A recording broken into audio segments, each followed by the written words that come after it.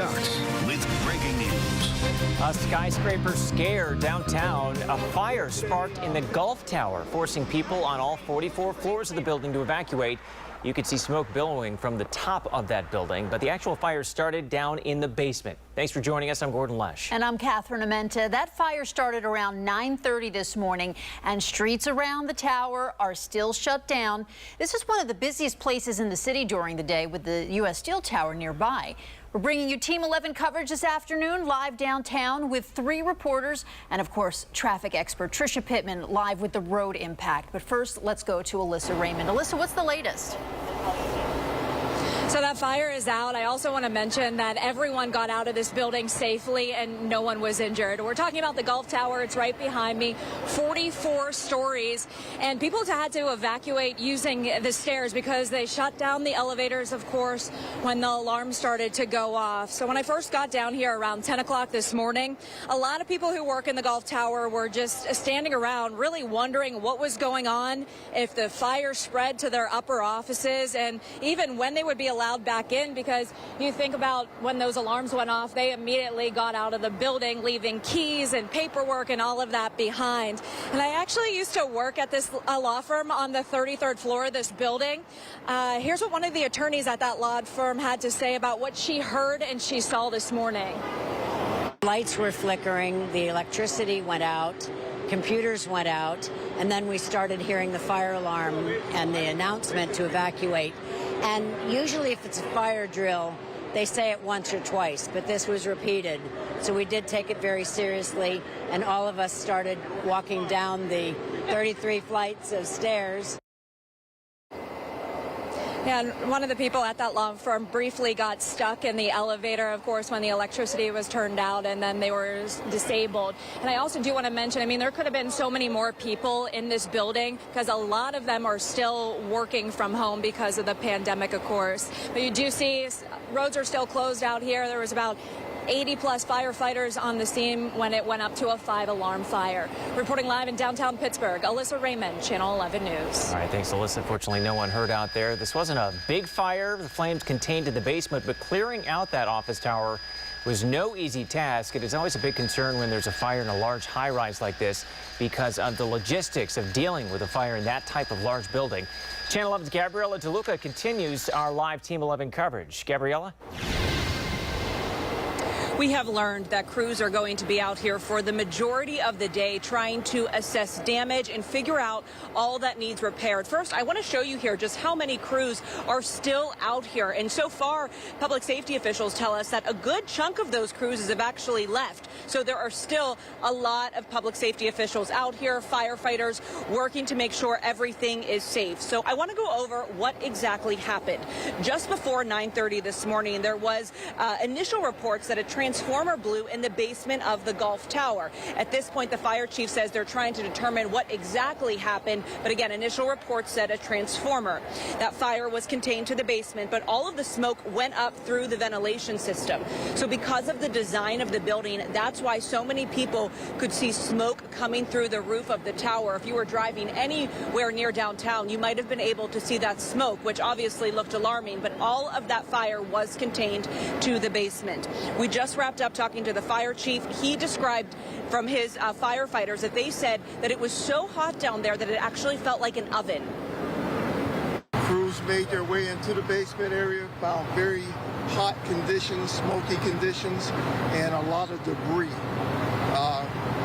Managed through the use of a lot of labor to get some water on the fire. The fire is now under control. We are still trying to evacuate the smoke. Being as a closed area like that, there's no windows or anything. It's kind of difficult. You can also see my photographer has a shot of the arson dog that is down here right in the middle of Grant Street. Again, at this point, no idea what the cause is. No have confirmed information on what the actual causes of this fire. But again, initial reports said a transformer blew.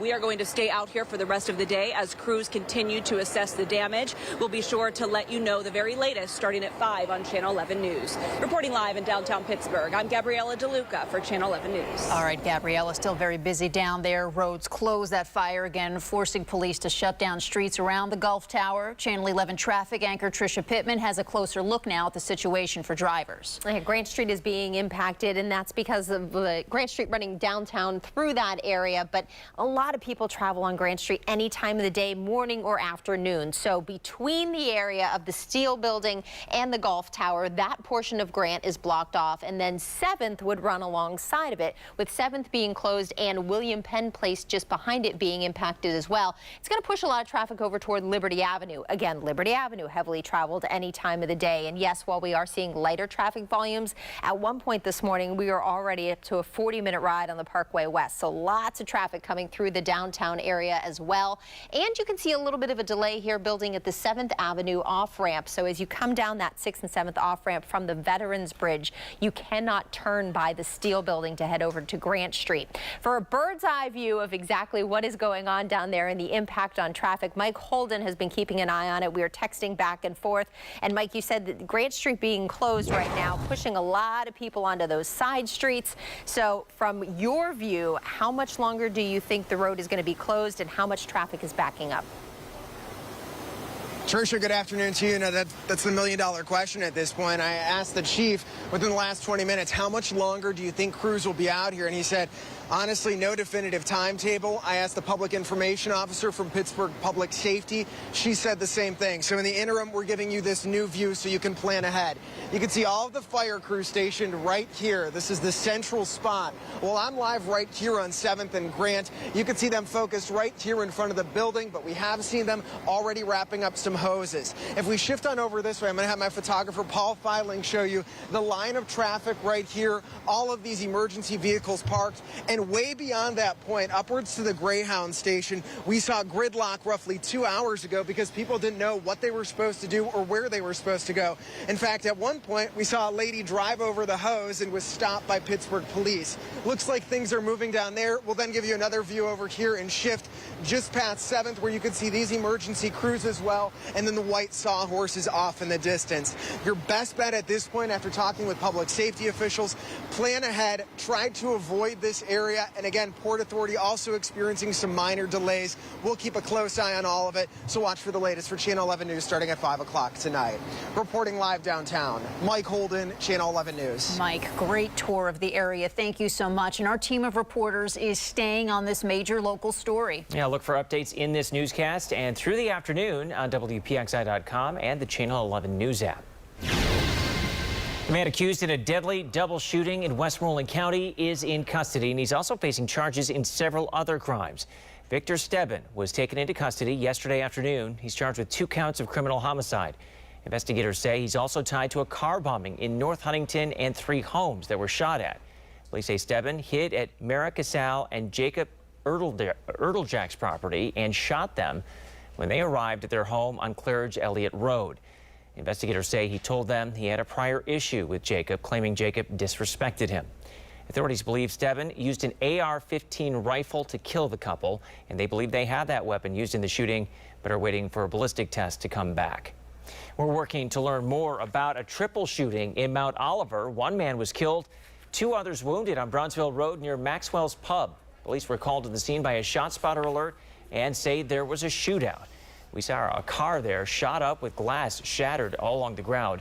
Police are looking through security video right now. So far, no word on any arrests. Another big story we're following this afternoon. Pittsburgh is poised to elect its first black mayor. Mayor Bill Peduto lost his bid to 5-term state rep Ed Gainey.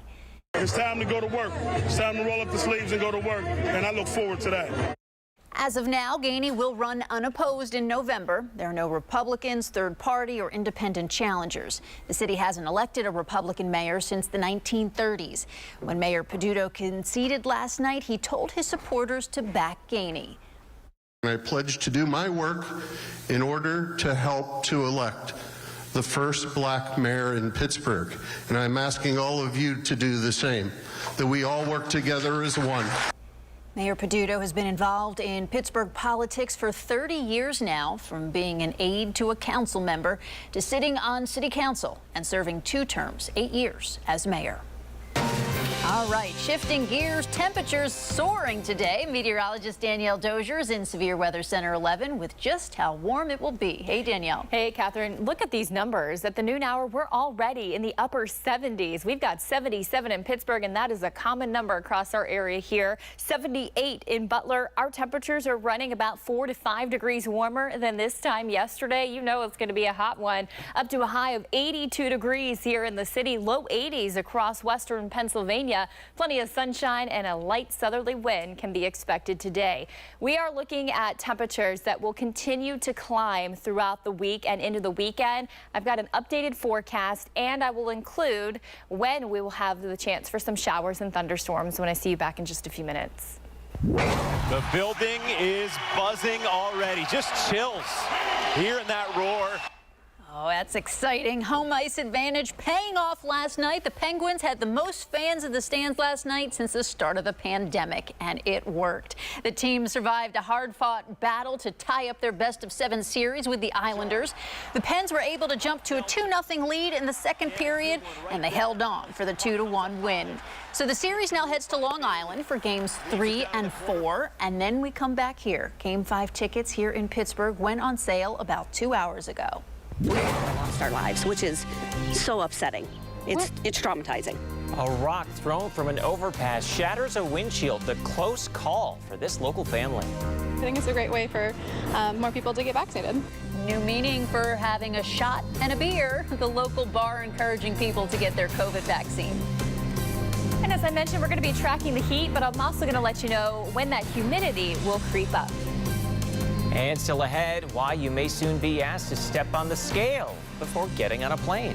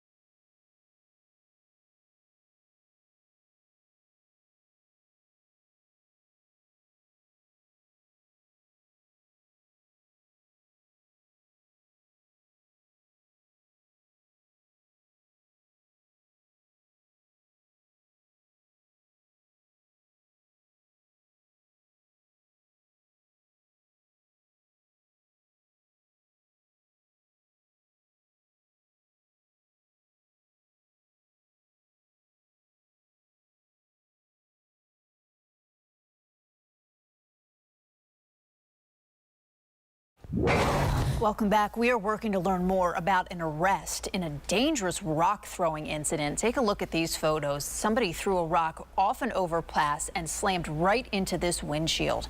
A very close call for the mother and son inside as glass sprayed everywhere. And they told Channel 11's Michelle Newell they weren't the only ones hit. Well, we had glass all over us. I had glass in my pants. Glass was in my son's mouth. My foot got cut, not bad, but my foot got cut, you know, and his mouth could have been cut up. Getting out of this without being seriously hurt is more than a relief. We all could have lost our lives, which is so upsetting. It's traumatizing. Kim Harding was in the passenger seat. Her 19-year-old son was behind the wheel. They were on 70 near the Jessup Place overpass in Washington County. We were just driving home, having a good time, spending, you know, the evening together. A good time that was quickly interrupted with a loud bang. We both ducked. It happened so fast, and we thought that somebody shot a gun into the car. They pulled over and saw this rock lodged into the windshield. It happened around 10 o'clock Sunday night. Days later, glass is still scattered throughout the entire car. Harding says her son handled it so well when it happened, but she knows there could have been a different ending. As a mother, I'm like, wow, I mean, you could have killed my child, you know. It's traumatizing. It's extremely upsetting. It really goes without saying this was more than a close call. And what's more troubling is knowing that this isn't the only car that was hit. There were multiple vehicles hit, I believe, after ours. And a semi actually pulled up behind us and asked if something hit us because something hit him. Harding says she can't stop thinking about a woman who had children and a baby in her car when the rocks were thrown. That's very upsetting. She could have lost control of her car, and you know, they could have lost their lives. State police say rocks were thrown at cars on Friday and Sunday. It's not clear if they have any leads, but Harding has a message for those who are responsible. Know what your children are doing. I don't know if these are young kids, but what are you doing out at 10 o'clock at night? You might think that this is fun and games and, oh, okay, yeah, we got a car, but you can take somebody's life. Michelle Newell, Channel 11 News. All right, and again this afternoon, an arrest has been made in this case. We are working right now to learn more about who police say is responsible. Look for that tonight starting at 5 on Channel 11 News. An officer crashed a police cruiser on Route 51 this morning. The SUV hit the crash cushion at the end of a Jersey barrier on the southbound side. That stopped the cruiser from crossing into oncoming traffic. A local teacher accused of dragging a student with Down syndrome will not face criminal charges. McCandless Police and the district attorney's office say what happened does not rise to the level of a crime. The teacher at North Allegheny's Hosack Elementary was placed on administrative leave while police investigated. It's unknown if that teacher will return. A man is in custody after attempting to kidnap an 11-year-old girl in Pensacola, Florida. This is some tough video. Watch your screen. This is home security video. The little girl sitting there on a patch of grass, and then this guy in a van just runs up and grabs her. They say he had a knife in one hand and his other arm around her neck. Can you imagine? That little girl fought until she broke free and he took off.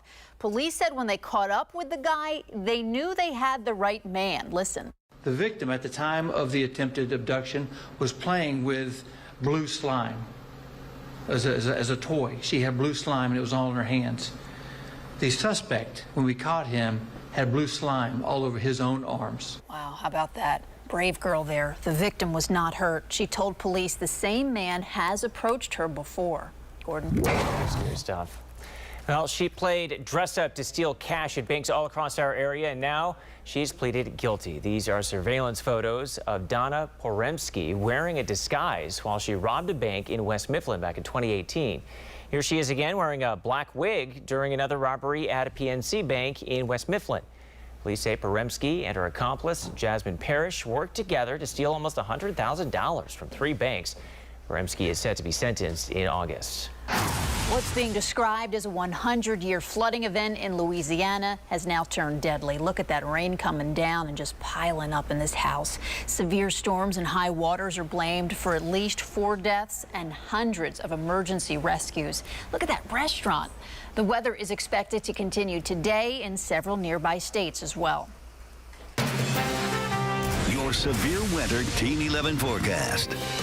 Yeah, that's unfortunate. I was actually watching that radar, and they were just getting pounded by heavy rain, and it all has to do with a weather pattern that is set up across the country, which actually has an influence on our weather, and I'll talk more about that in just a second. Right now, I want to show you a live look over the city. It's just beautiful out there today, isn't it? Our radar shows we are rain-free. We've got rain well back to the west, but nothing that will be coming into our area for the day today. If you have to get out and about this evening, maybe you need to mow your lawn, it's going to be warm. Temperatures are going to be climbing into the lower 80s this afternoon, and they're still going to be near 80 at 7 o'clock and even 8 o'clock this evening. So you may need to carry the water if you're out on a walk or a run here today. Also, you're going to need the sunscreen. Just take your heat precautions. It's a little bit crazy saying that in May because these numbers are more typical for July, but still the UV index is high today. It's 7, so our burn time is 15 minutes, and so sunscreen, sunglasses, hats in order today, and of course you're going to want to find some shade. Now, I mentioned the weather pattern that's been setting up across the entire U.S., and what we are dealing with here is this jet stream that has built really far to the north in Canada that's been allowing for a southerly wind, which is a warmer wind for the area and just a warming wind in general. So the temperatures are able to keep pushing up, and when you have drier air in place, that only allows the warm up to happen quicker, and so that's what we've been dealing with lately. What I think will happen though in the future is this jet stream, if you look at the outer edge, it's going to push back to the west this weekend, and that's going to allow a few little disturbances in our atmosphere to create some showers and even a potential thunderstorm as we head into the weekend. And this pattern that's set up across our area, by the way, with this high pressure over us, well, it's leading to low pressure back off to the west. And that's why parts of the south, Texas, Louisiana, are just getting hit hard by heavy rain, flooding, and thunderstorms lately. So here's a look at our forecast for tomorrow. We're pushing the temperatures into the mid 80s, so even hotter than today and the previous days. And if you were planning on going to your pool, we're going to have a mix of sun and clouds for the day, just a hot one overall. 86 in Butler tomorrow, 86 in Greensburg, 87 degrees in the Uniontown area. Humidity is still looking low for today and tomorrow. We begin to see our dew point numbers, which is a measure of the amount of moisture in the air. They do start to climb as we head into the weekend to the lower 60s. So it may feel increasingly more muggy as we head into Saturday and even Sunday. 5-day forecast. Friday is 85. Our lows are coming up into the low to middle 60s. And with your weekend always in view, if you do have those outdoor plans, just keep alert to changing weather conditions. We could have a few showers or isolated thunderstorms, and the temperatures, again, just hot July levels there for the weekend. Coming up in the next half hour, we'll take a look at the pollen count and what's got us all sniffling and sneezing. We'll also talk air quality coming up. All right, thanks, Danielle. Medical marijuana is booming in PA, but the industry could do better. The new push to get it to everyone who needs relief. And no more freshmen at Penn State. We'll explain up next.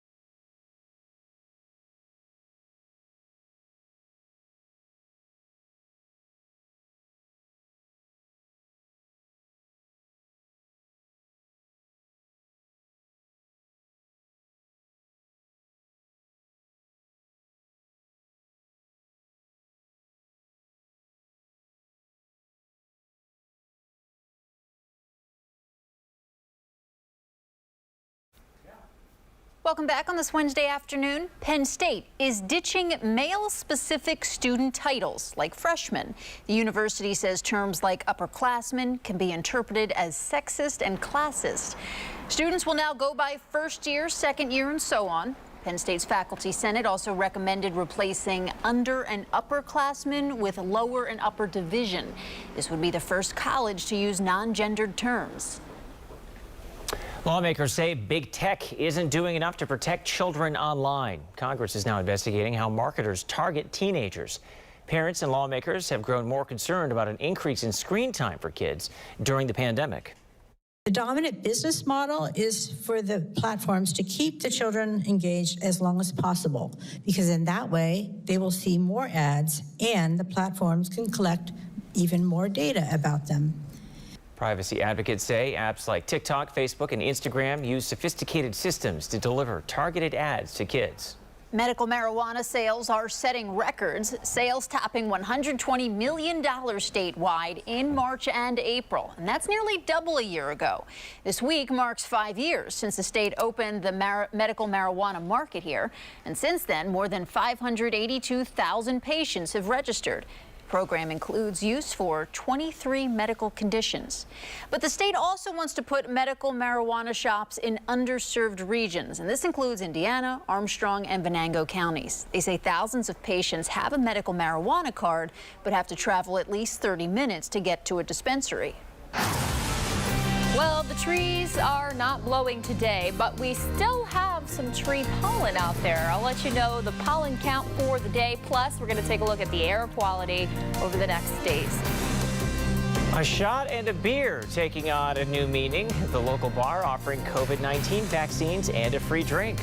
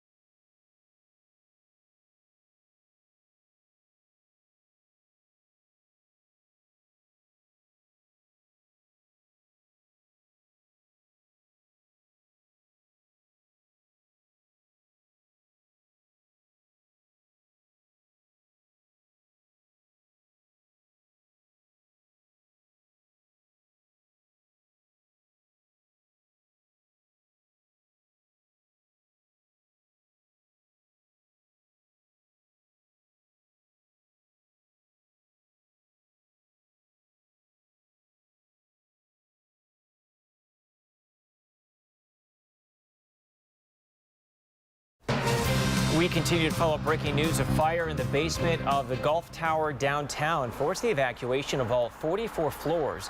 That fire was contained to the basement, but smoke, as you can see there, could be seen coming from the roof. Firefighters say that's because of the ventilation system that's set up there. Some streets around the tower are still closed at this hour, so if you're heading downtown, be ready for detours. See that blue sky there. Temperatures will soar into the 80s today. Let's go back to meteorologist Danielle Dozier in Severe Weather Center 11. Yeah, that's right. It's going to be a very warm afternoon, keeping it dry, upper 70s, even low 80s already. Butler, you're checking in at 81. Warm there in Beaver as well at 79. Perfect weather this evening if you wanted to grill out. 82 at 6 o'clock, still near 80 at 8 p.m. Our pollen forecast does show the tree pollen is high today. That's what I wanted to let you know about. So if you have been sniffling lately, your allergy suffer, trees are high, grass is also high. Mold spores are low for the day today. And coming up, I'm going to let you know about the air quality, where we stand on that. And we're going to be taking a look at the extended forecast and just how hot it will get through the end of the week. All right, thanks, Danielle. Back to Decision 2021 coverage now, and the latest on the primary day problems in Fayette County. The South Union Township Judge of Elections says poll workers began noticing scanning problems shortly after the precinct opened. The Board of Elections says Republican ballots didn't have barcodes printed on them, so they could not be scanned, so they stopped scanning ballots for both parties. Those ballots will be counted by hand. The Board of Elections eventually delivered new ballots with barcodes, and we're told this did not impact mail-in voting. Allegheny County election officials are gathering information on precincts with outstanding ballots. Overnight, they said several precincts had problems. Poll workers did not pull the memory stick containing the results from those polling places. Officials expect to get that data and begin processing it later today. The Shady Side Arts Festival is coming back to Walnut Street this year, and with an incentive to get vaccinated. Get a shot, get a free beer. Channel 11's Jillian Hartman has more. Well, we just learned the William Penn Tavern here off of Walnut Street is offering vaccine shots with a complimentary beer during the Shady Side Art Festival this weekend. Come get a free COVID shot, and from the William Penn Tavern, you'll get a free beer. The owner of the William Penn Tavern is offering a special incentive with Pfizer to get more people vaccinated. The free shot, free beer promotion will be going on during this weekend's annual Shady Side Art Festival. And we felt that one of the age groups that's lagging behind are the 21 to 35-year-olds. And we felt that this might be the little, no pun intended, shot in the arm they need to get this vaccine. Medical professionals will be administering shots behind the tavern on Saturday, and anyone who gets it receives a free beer. I think it's a fantastic idea, honestly. It gets more people out and willing to get them vaccinated for sure. Ashley Pop of Shady Side is already vaccinated and thinks this will push others to do it too. I know we're all super excited to get back to somewhat normalcy, right? So I think it's a great way for more people to get vaccinated. She plans to go to the festival, which was canceled last year due to COVID. Organizers say the two-day event will help local businesses. We have found over the years that nobody shows up just for the art and then leaves. They all come, they shop the local shops, they eat in the restaurants. This weekend, more than 100 local and visiting artists are expected to line up and down Walnut Street. Artists and patrons are asked to socially distance. Anyone over the age of 2 is also asked to wear a mask upon entering the festival. I am so excited, I'm almost in tears. It's so, it's just at the point that to see our neighbors come back, our patrons come back, to see the city revitalized is just incredible, and I just can't wait to keep it going. Now, I'm told Walnut Street here will be ready and repaved before this weekend. The art festival will be from 10 a.m. to 5 p.m. on Saturday and Sunday. Reporting in Shady Side, I'm Jillian Hartman, Channel 11 News. Jillian, thank you. Meanwhile, UPMC Children's Hospital hosting an after-school vaccine clinic for children. It will be tomorrow. You do need an appointment. Children as young as 12 can sign up with permission from a parent or guardian. 9 people were forced from their homes after a fire damaged their apartments in Dormont. Charred wood, metal, and bricks are all that's left of the apartments along West Liberty Avenue. Neighbors jumped into action when they saw flames. We talked with one who said he heard a loud explosion. Explosion, and 2 times the explosion, and in a couple minutes, this is when the fire, a little bit. The neighbors and everybody, they told the door and they opened. There are several businesses on the first floor of the building. Everyone made it out safely and are being helped by the Red Cross. The fire marshal is still investigating. A family escaped a house fire in North Fayette Township last night. That fire broke out just before 7:30 on Noblestown Road. The flames started in the attic and no one was hurt. We've spent about the last 15 months or so in masks. So now that we're starting to drop them and see our family and friends again, is everyone ready for that? As NBC's Dan Scheneman explains, some people aren't ready to go back to the way it was. And we're finding that even people who are fully vaccinated and are in many senses in the clear are not willing to fully return to that pre-pandemic lifestyle. Yes, you heard that right. After about 15 months of pandemic living, Americans aren't quick to return to their former life. I think social distancing is like the necessary part that probably still has to be intact until, you know, we're at a different place. Some people are, oh, you know, the numbers are down. They will go back up if we don't continue to properly social distance. Recent polls by Marist, NPR, and Invisibly say people are comfortable staying 6 feet apart for a bit longer. People understand that social distancing works, and so more people are going to continue doing that. But not everyone. Now that I'm fully vaccinated, I'm like very confident. We should go back to normal, like how it used to be. Data research firm Invisibly used its real-time research tool to poll almost 3,000 people to find out how they feel about attending large sporting events and returning to activities like travel. And everybody's like, oh, let's get out, and let's go do something new. But that nostalgia might wear off pretty quick. 58% of respondents say they'd hop on a plane now, compared to 49% who say they're okay waiting a couple of more months before rubbing elbows with others. People are ready to start branching out into more activities, but not all of them. Together or apart, experts say don't bow to public pressure and do what's best for you and your family. Dan Scheneman, NBC News. Still to come this Wednesday afternoon, driverless cars are being developed here in Pittsburgh, as we know, but the new concerns about their safety and the impact on jobs. Plus, President Biden takes a joyride in the new electric pickup truck. That's coming up next.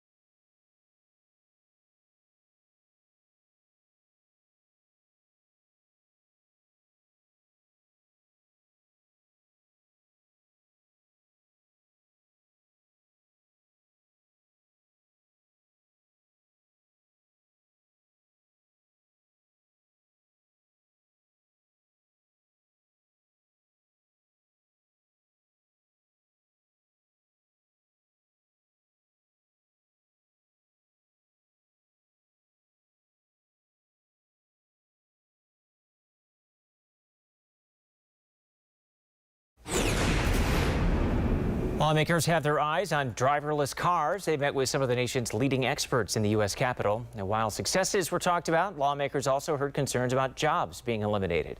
According to union leaders, the commercial driving sector could see anywhere from 700,000 to 3 million jobs displaced or changed. Crash victims and their families must suffer through another round of Chicken Little commentary, decrying that if we do not immediately put all our eggs in the driverless vehicle basket, the U.S. will lose out in the race to be first.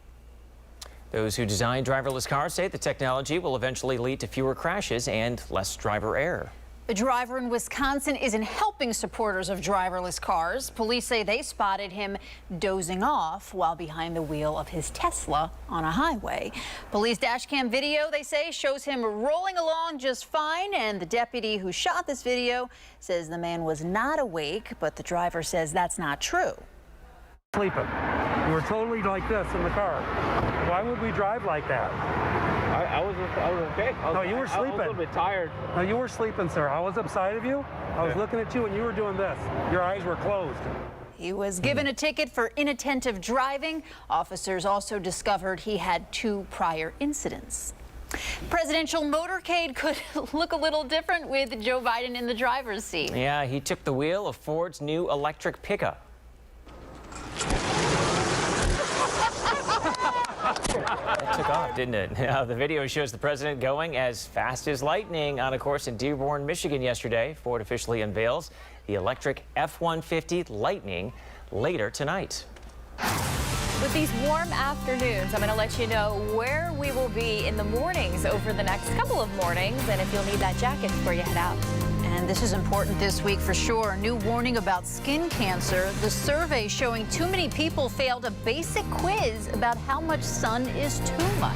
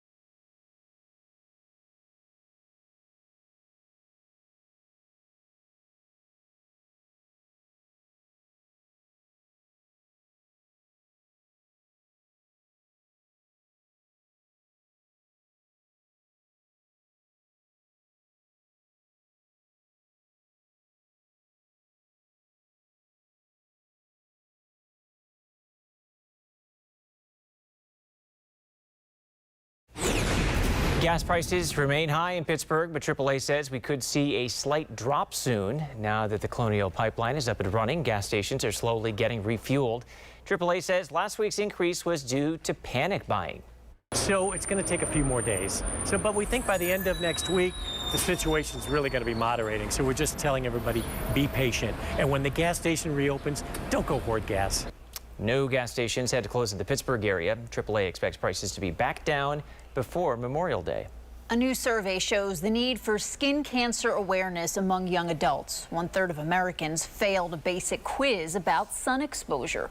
Lauren Petty has the warning. Beach vacations used to lead to suntans and sometimes sunburns for Jackie McGrew and her family. I would have been much more diligent with the sunscreen and staying in the shade and wearing hats. That's what McGrew does now that the 43-year-old has had multiple bouts with skin cancer. Any color from the sun is damage.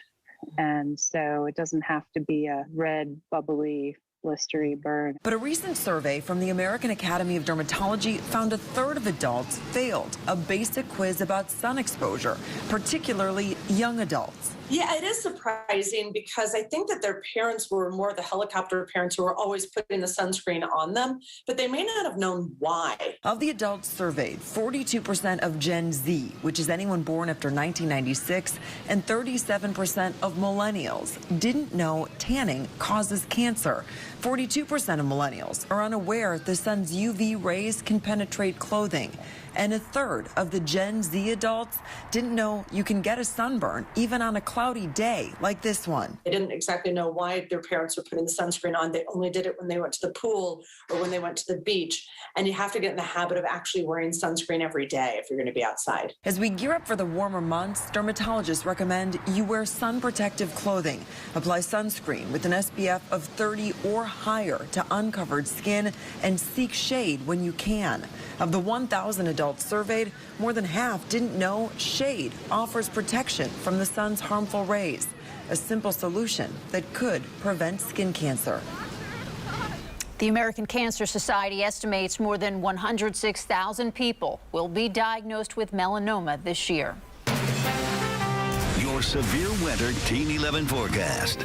Well, you can really look at our visible satellite and show basically where high pressure is in control and has a strong hold of our weather, because around high pressure, that sinking air tends to limit cloud development, and you can see all the thicker clouds are way back to the west. We get occasionally some fair weather cumulus or maybe some high clouds, but if you just look at the overall picture and think about if you did watch a few minutes ago where I was talking about how the jet stream was building really far to the north, we are really under that ridge of high pressure with that sinking air. So all that thicker cloud cover remains off to the west. Meanwhile, we get to enjoy this beautiful sunny day, and I think we're going to have more to come as well. Now, it will be hot for us out there today. We're looking at temperatures that will be climbing into the lower 80s this afternoon. We're already in the upper 70s with 77 in Pittsburgh, and Butler, you're still checking in at 81. Our temperature change over the last 24 hours, we're running about 4 to 5 degrees warmer with the exception of Butler, a little higher, and our winds are light, right around 5 to 10 miles per hour right now. They will remain light out of the south. It's a southerly wind that drives the temperature warm up, and the lower dew point numbers, that is the drier air in place, allows the temps to spike as well. But I wanted to show you the wind because we're really not going to have much of a wind to cool us off out there today. So you may be sweating if you're out walking your dog this afternoon. 5 o'clock temperature right around 82 degrees and near 80 still at 8 p.m. Now, overnight tonight, I think we're going to fall into the 50s, 58 degrees, mostly clear. We're going to have a calm wind, but just tranquil weather once again into tomorrow morning. It's great for the commute, of course. 56 in Butler tonight, about 54 in Washington. 58 degrees in Uniontown. Our air quality for today, I wanted to talk about this. It's moderate, which means mild impacts. It's basically unhealthy for sensitive groups, so unusually sensitive groups. And this is what we'll be dealing with for the remainder of the afternoon. Basically, what it means for you is limit your time outside if you can and avoid overexertion. Those people that are very young or the elderly, those with respiratory ailments, that's what we're looking at for the afternoon. As far as tomorrow, we are building the temperatures up, so we're heating up the atmosphere once again, but even warmer to about 85 degrees. So if you are out for a bike ride tomorrow, you're going to want that water bottle with you. I think you're going to need it on your bike ride. 85 in Washington tomorrow, 86 in Greensburg. We're going to push up close to 87 in Uniontown. The 5-day forecast shows we're at 85 on Friday, partly cloudy. Our low temperatures are going to be coming up into the low to middle 60s as we head into the weekend. And that'll be a product of a little more moisture coming into the area, which will actually help fuel a few showers and isolated thunderstorms both Saturday and Sunday. Right now, neither day looks like a washout, so I would still go about your plans. Maybe just have a plan B in case you do have some storms that pop up over your area, but we'll be tracking that closely as we head into the weekend. Thanks, Dave. Well, nearly half of parents who plan to pay for summer childcare will rack up credit card debt to cover it. A Bankrate survey finds 45% of parents will take on credit card debt to pay for summer childcare. The average cost of care per child came in at $834 for the summer. Childcare could be why many Americans want to keep working from home in some form after the pandemic ends. A new survey from the Harris Poll and USA Today finds 40% prefer to work from home full-time, 35% want a home office hybrid model, and 25% who want to go back to the office full-time. Workers citing a variety of concerns about going back to the office, including losing the flexibility they've enjoyed while being at home and social anxiety. Hey guys, I think we've all realized in the last year or so that the world is unpredictable and you need to be prepared, right? You have to kind of take it upon yourself to make sure that you're ready no matter what happens. And you're going, well, where do I even start? How can I even do that? I have the best idea for you and you're going to love it. This is called Jump Smart. So number one, this is going to be one little device that does a lot of things. Number one, it's actually going to jump start your car directly to the battery, jump start your car, not waiting for 30 minutes with it plugged into a lighter.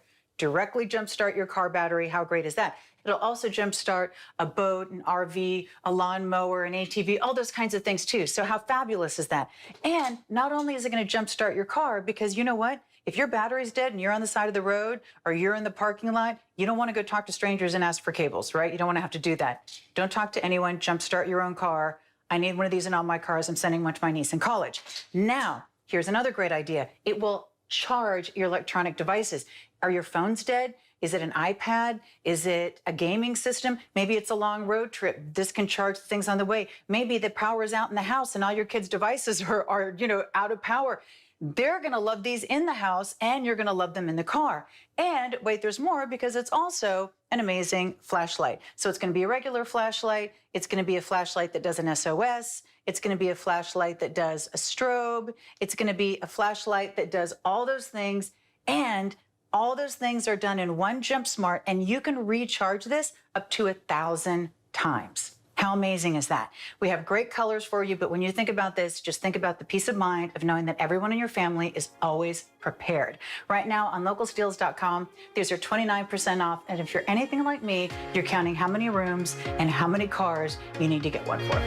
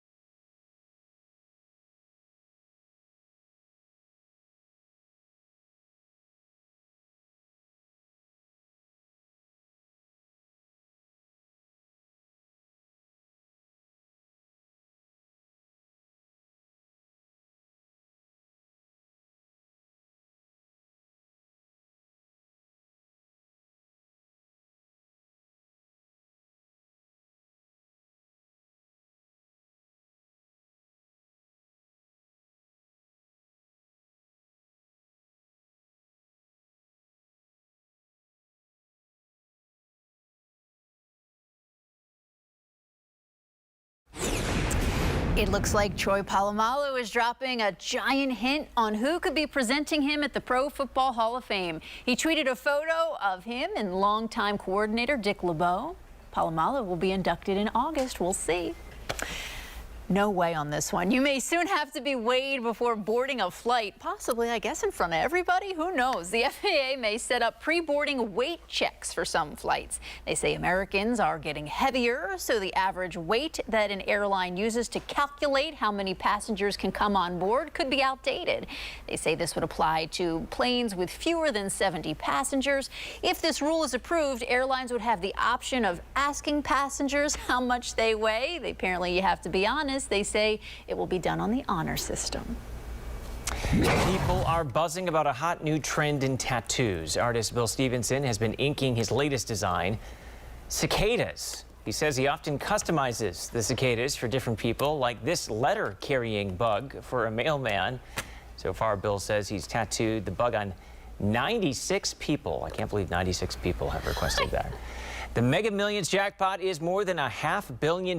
No one won last night's drawing. Friday's drawing will be the 8th highest jackpot in Mega Millions history. And you can catch that drawing right here on Channel 11 at 11:11 Friday night. That's all for Channel 11 News at noon. Our next newscast is tonight at 5.